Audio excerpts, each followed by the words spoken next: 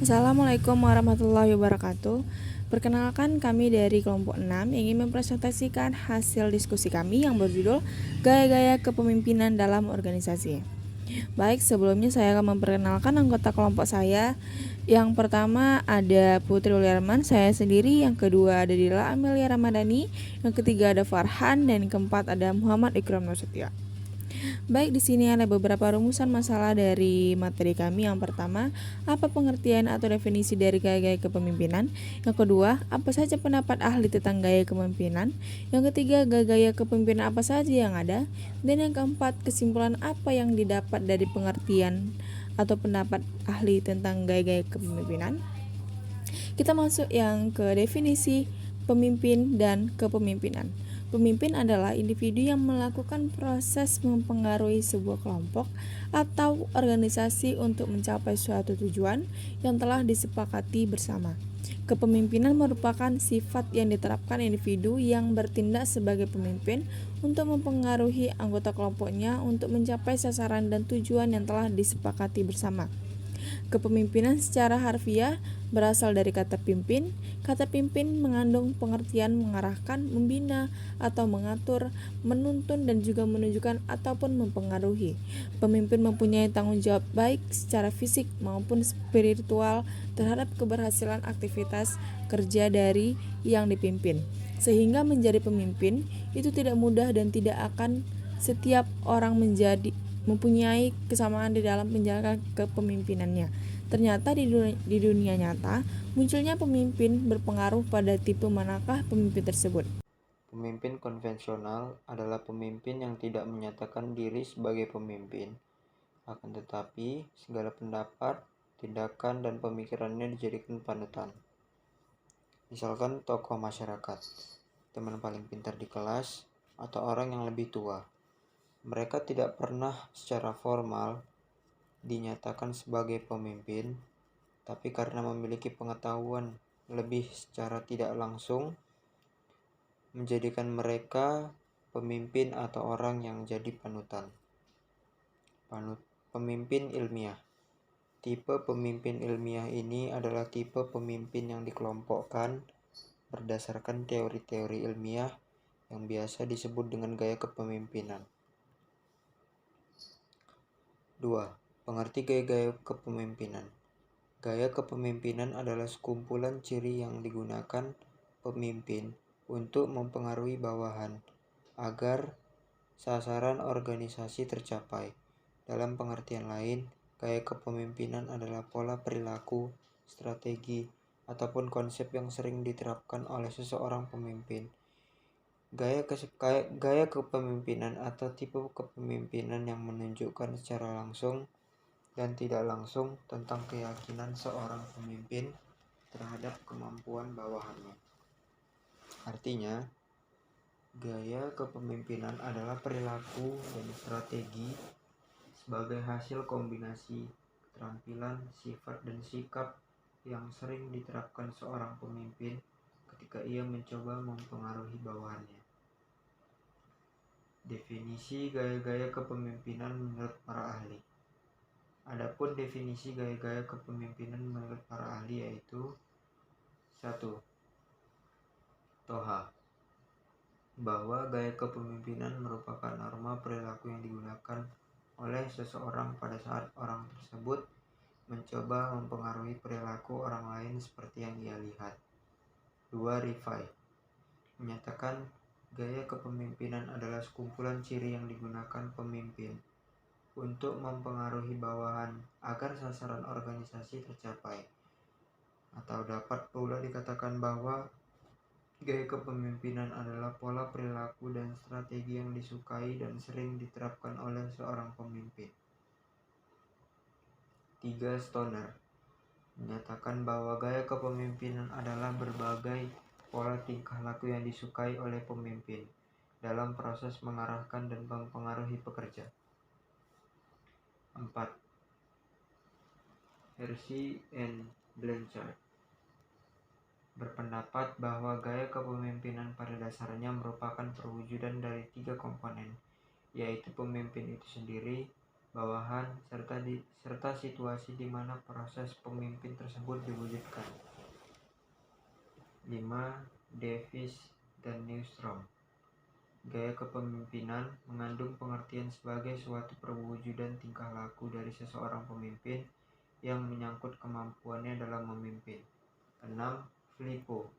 Gaya kepemimpinan juga dapat didefinisikan sebagai pola tingkah laku yang dirancang untuk mengintegrasikan tujuan organisasi dengan tujuan individu untuk mencapai suatu tujuan tertentu. 7. Prasetyo. Gaya kepemimpinan adalah cara yang digunakan dalam proses kepemimpinan yang diimplementasikan dalam perilaku kepemimpinan seseorang untuk mempengaruhi orang lain untuk bertindak sesuai dengan apa yang dia inginkan. Oke, kita lanjut pembahasannya, yaitu gaya kepemimpinan yang mungkin dapat diterapkan di dalam organisasi. Yang pertama, gaya kepemimpinan yang berorientasi pada tugas atau task oriented. Task oriented adalah gaya kepemimpinan yang lebih menaruh perhatian struktur tugas, penyusunan rencana kerja, penetapan pola organisasi, metode kerja, dan prosedur pencapaian tujuan. Dan yang kedua, gaya kepemimpinan yang berorientasi pada hubungan manusia atau people oriented. People oriented adalah kepemimpinan yang lebih menaruh perhatian pada penghargaan, kehangatan, berorganisasi antara pemimpin dan anggota. Selanjutnya, macam-macam gaya kepemimpinan. Setidaknya ada 9 gaya kepemimpinan yang berada satu dengan lain yang diterapkan oleh seorang pemimpin agar setiap anggotanya mau bekerja sesuai arahannya. Berikut ini 9 gaya kepemimpinan tersebut. Yang pertama, kepemimpinan otokratis. Gaya kepemimpinan yang menuntut adanya kepatuhan penuh dari bawahannya tanpa meminta adanya pembangkangan atau keraguan. Gaya kepemimpinan seperti ini seringnya menentukan keputusan berdasarkan pemikiran sendiri dan jarang sekali mau menerima masukan orang lain. Pemimpin sangat dominan dalam setiap pengambilan keputusan dan setiap kebijakan, peraturan, prosedur diambil dari idenya sendiri. Kepemimpinan jenis ini memusatkan kekuasaan pada dirinya sendiri. Ia membatasi inisiatif dan daya pikir dari para anggotanya. Kepemimpinan yang orienter tidak akan memperhatikan kebutuhan dari bawahannya dan cenderung mengkomunikasi satu arah, yaitu dari atas atau pemimpin ke bawah anggota. Jenis kepemimpinan ini biasanya dapat kita temukan di akademi kemiliteran dan kepolisian. Yang kedua, kepemimpinan birokrasi. Gaya kepemimpinan ini biasa diterapkan dalam sebuah perusahaan dan akan efektif apabila setiap karyawan mengikuti setiap alur prosedur dan melakukan tanggung jawab rutin setiap hari. Tetapi, dalam gaya kepemimpinan ini tidak ada ruang bagi para anggota untuk melakukan inovasi karena semuanya sudah diatur dalam sebuah peraturan tatanan prosedur yang harus dipatuhi oleh setiap anggota atau lapisan. Yang ketiga, kepemimpinan partisipatif. Dalam kepemimpinan partisipatif, ide dapat mengalir dari bawah atau anggota atas pemecahan suatu masalah dan pembuatan keputusan dipegang secara bergantian. Pemimpin memberikan ruang gerak bagi para bawahan untuk dapat berpartisipasi dalam pembuatan suatu keputusan, serta adanya suasana persahabatan dan hubungan saling percaya antara pemimpin dan anggota. Dalam gaya ini, kepemimpinan juga cenderung aktif dalam meminta masukan dari para anggota setiap menyelesaikan suatu masalah. Yang keempat, kepemimpinan delegatif atau laissez-faire. Mirip dengan otokratis, di gaya kepemimpinan laissez-faire, pemimpin memberikan 100% kepercayaan dan kebebasan kepada anggotanya untuk menyelesaikan tugas dan menyerahkan seluruh metode atau cara penyelesaian kepada anggotanya. Pemimpin cenderung memberikan keputusan dibuat oleh siapa saja dalam kelompok. Jenis kepemimpinan ini sangat merugikan apabila para anggota belum cukup matang atau dalam melaksanakan tanggung jawabnya dan belum memiliki motivasi tinggi terhadap pekerjaan. Dan yang kelima, kepemimpinan transaksional. Gaya kepemimpinan ini bekerja mirip dengan konsep kontrak atau kesepakatan, yang mana telah diselesaikan sesuai dengan kesepakatan. Ketika anggota dapat menyelesaikan tugas dengan baik, maka mendapatkan reward atau penghargaan, namun ketika tidak, anggota akan mendapatkan sanksi. Pemimpin dan bawahan memiliki tujuan, kebutuhan, dan kepentingan masing-masing. Kepemimpinan transformasional. Pada gaya kepemimpinan ini, seorang pemimpin memberikan motivasi sekaligus tantangan kepada anggotanya untuk maju dan berkembang. Di sini, pemimpin peduli dengan kesejahteraan anggota-anggotanya. Gaya kepemimpinan transformasional dapat menginspirasi perubahan positif pada anggotanya. Para pemimpin jenis ini memperhatikan dan terlibat langsung dalam proses termasuk dalam hal membantu para anggota kelompok untuk berhasil menyelesaikan tugas mereka. Yang 7, kepemimpinan melayani atau servant. Sesuai dengan namanya, pemimpin adalah pelayan, sehingga pemimpin akan melayani, memfasilitasi, dan mengakomodir anggota-anggotanya untuk terus berkembang. Pemimpin yang melayani lebih mengutamakan kebutuhan, kepentingan, dan aspirasi dari para anggota daripada kepentingan pribadinya. 8. Kepemimpinan karismatik. Gaya kepemimpinan karismatik merupakan gaya kepemimpinan yang menjadi pemimpin mampu menghadirkan pesona-pesona dan membuat setiap anggotanya adalah penting, selalu menggunakan kata-kata cerdas untuk menyelesaikan masalah dan tentunya mampu mengumpulkan pengagum sehingga dengan mudah atau rela anggotanya mau bekerja.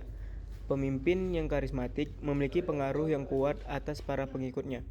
Karisma tersebut timbul dari setiap kemampuan yang mempesona yang ia miliki, terutama dalam meyakinkan setiap anggotanya untuk mengikuti setiap arahan yang ia inginkan. 9. Kepemimpinan situasional. Gaya kepemimpinan ini menjadikan seorang pemimpin bebas menggunakan gaya kepemimpinan yang mana sesuai dengan kondisinya. Gaya kepemimpinan situasional mencoba mengkombinasikan proses kepemimpinan dengan situasi dan kondisi yang ada. Ada 4 gaya yang diterapkan oleh pemimpin jenis ini, diantaranya yang pertama, telling, directing, memberitahu, menunjukkan, memimpin, dan menetapkan. Yang kedua, selling, coaching, menjual, menjelaskan, memperjelas, dan membujuk. Yang ketiga, participating, supporting, mengikut sertakan, memberi semangat, kerjasama. Yang keempat, delegating, mendelegasi, pengamatan, mengawasi, dan penyelesaian. Selanjutnya studi kasus pada materi ini. Gaya kepemimpinan merupakan perilaku yang digunakan seorang pemimpin pada saat mempengaruhi orang lain dalam melakukan suatu pekerjaan untuk mencapai tujuan tertentu. Perilaku kepemimpinan yang ditampilkan oleh seorang pemimpin, jika dirasakan baik dan menyenangkan para karyawan, maka akan berpengaruh dan memiliki dampak yang lebih baik terhadap kinerja karyawan. Sebaliknya, apabila perilaku kepemimpinan yang ditampilkan seorang pemimpin sebagai sesuatu yang tidak sesuai dengan harapan para karyawan, maka akan berpengaruh kurang baik terhadap kinerja karyawan itu sendiri. Tujuan dari penelitian ini adalah untuk menganalisa seberapa besar pengaruh gaya kepemimpinan terhadap kinerja karyawan pada PT Agung Citra Transformasi Jakarta dan seberapa besar faktor lain yang mempengaruhinya. Adakah hubungan yang signifikan di antara variabel gaya kepemimpinan dengan variabel kinerja karyawan? Untuk mencapai tujuan penelitian, maka metode penelitian yang digunakan adalah metode penelitian kuantitatif dan metode analisis yang digunakan adalah analisis korelasi. Nilai koefisien korelasi CR sama dengan 0,744 menunjukkan bahwa gaya kepemimpinan memiliki hubungan yang kuat terhadap kinerja karyawan pada PT Agung Citra Transformasi Jakarta. Nilai koefisien determinasi R⁻² sama dengan 0,533 menunjukkan bahwa kinerja karyawan pada PT Agung Citra Transformasi Jakarta 53,3% dipengaruhi oleh gaya kepemimpinan, sedangkan sisanya 47,7% dipengaruhi oleh faktor lain seperti kompensasi, disiplin, budaya organisasi, dan lain-lain.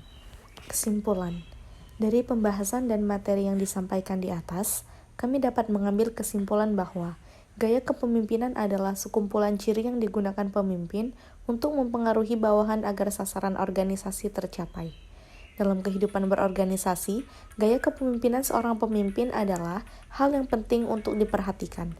Pemimpin haruslah bisa memahami perilaku anggotanya dan tidak bertindak untuk mengambil keputusan sendiri atau secara sepihak di dalam sebuah organisasi yang dipimpinnya untuk bisa menemukan gaya kepemimpinan yang tepat bagi organisasinya.